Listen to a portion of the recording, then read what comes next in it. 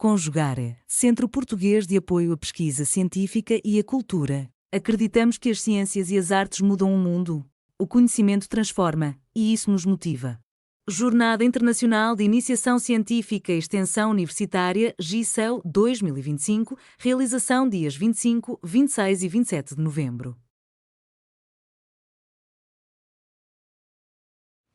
Olá, meu nome é Beatriz Camargo Penteado Salles e nesse vídeo eu vou apresentar o projeto intitulado Promoção da Comunicação Assertiva e Empática na Infância por meio do Brincar Estruturado. O projeto ele foi desenvolvido no Centro de Psicologia Aplicada da Unesp de Bauru, no Brasil. E o objetivo desse vídeo é compartilhar de forma breve e acessível os fundamentos, a metodologia e os principais resultados dessa intervenção, que integra os princípios da análise do comportamento e da comunicação não violenta. Bom, a infância é um período que é marcado por intensos processos de desenvolvimento. O desenvolvimento social, emocional, o desenvolvimento subjetivo. E é nessa fase que a criança aprende a reconhecer suas emoções, aprende a lidar com conflitos e a se relacionar com o mundo em um geral. Então é nesse sentido que é fundamental a gente oferecer experiências que favoreçam a construção de repertórios empáticos e assertivos, porque essas são competências essenciais para a convivência social e para a saúde emocional. Por isso, o nosso projeto parte da integração entre a comunicação não violenta, proposta por Marshall Rosenberg, e os princípios da análise do comportamento.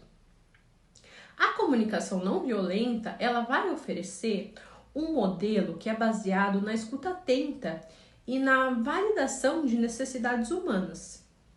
Enquanto a análise do comportamento, ela traz o rigor da análise funcional e o uso de reforço positivo como instrumento de mudança comportamental.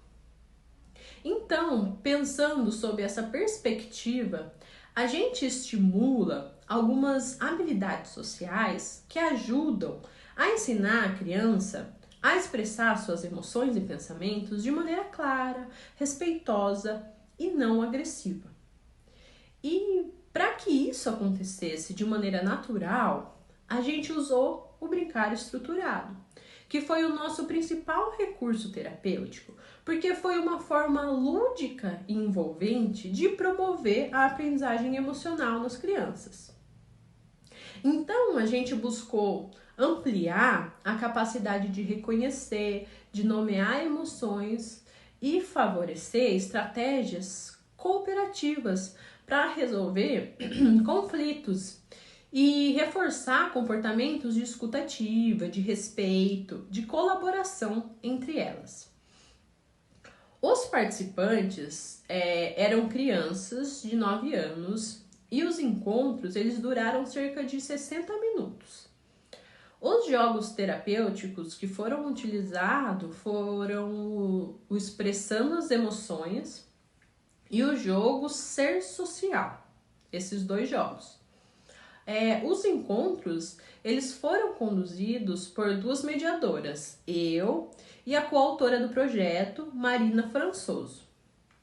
A gente iniciou os encontros com dinâmicas básicas de integração e logo depois a gente lia as regras dos jogos com as crianças.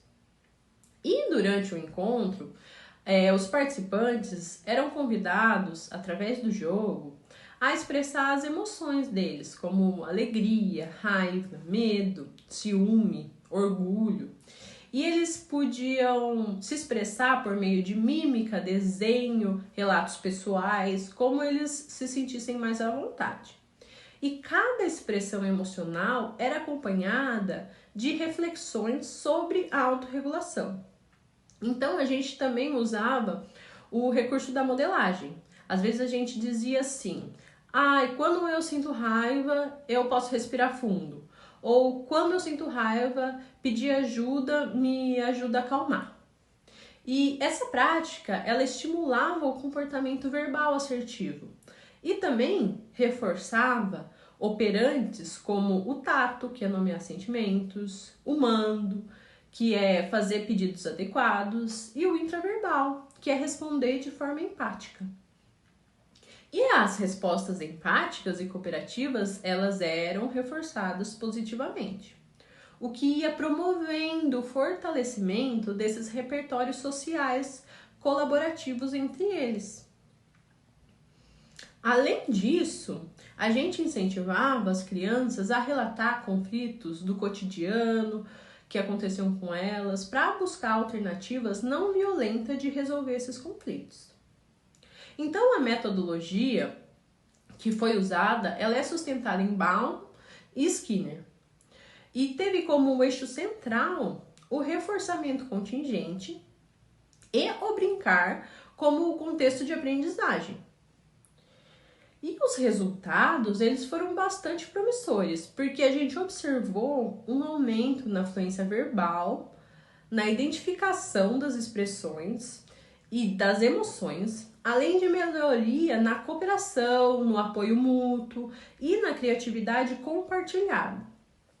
E algumas dificuldades que eram apresentadas pelos participantes, como uma atenção dispersa ou dificuldade, limitação na leitura, elas eram transformadas em oportunidades de colaboração entre eles. Então, eles se ajudaram muito durante os encontros. Houve muita troca entre as crianças, o que promoveu a inclusão e o aprendizado conjunto. A análise funcional durante as atividades também possibilitou que a gente modelasse comportamentos mais adaptativos e reduzisse respostas agressivas ou impulsivas. Os jogos terapêuticos, eles também se mostraram uma estratégia eficaz para promover repertório social e emocional mais complexo. E eles eram sustentados por contingências positivas, né? Então, a gente conclui que a integração entre os princípios da análise do comportamento e da comunicação não violenta por meio do brincar estruturado é uma estratégia potente e é uma estratégia viável na prática clínica e na prática educacional. Porque o brincar, enquanto espaço de expressão simbólica, relacional, ele é um recurso eficaz para engajar as crianças, para fortalecer a escutativa e promover a autorregulação emocional.